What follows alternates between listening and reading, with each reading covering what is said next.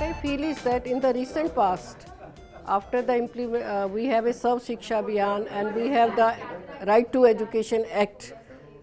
These are the primary things which are working for the improvement of the enrollment, dropout and retention, because excess retention is very important component. And as a government, we try our level best that child is getting what he requires to be in the schools.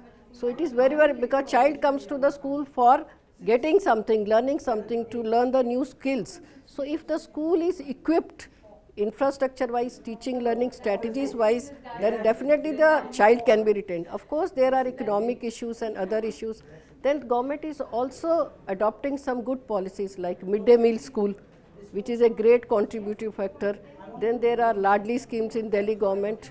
And the more important thing is that new strategies, new pedagogy, new ways, because at present days I feel that education is a child centric. The movement is not from the teacher centric to the child.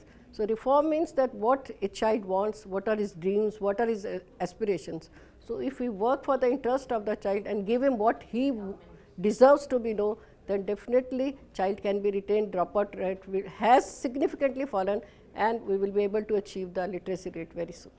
Principal is the key factor, just like a center in the center point in the circle.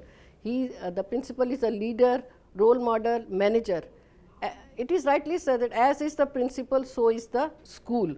So principal role is very important in creating an ambience, an environment in which everybody, whether it is a students, teachers, community, all are geared to achieve the goal of the well-being of the students. So principal role is very important. If a principal is good, commanding, having good leadership skills, the same can be inculcated to others. If principal is good, doesn't mean the principal needs to inculcate the same leadership skill in the teachers also and give the values to the students also. So teacher is responsible and accountable, and of course is a key factor in shaping the school and at last the society.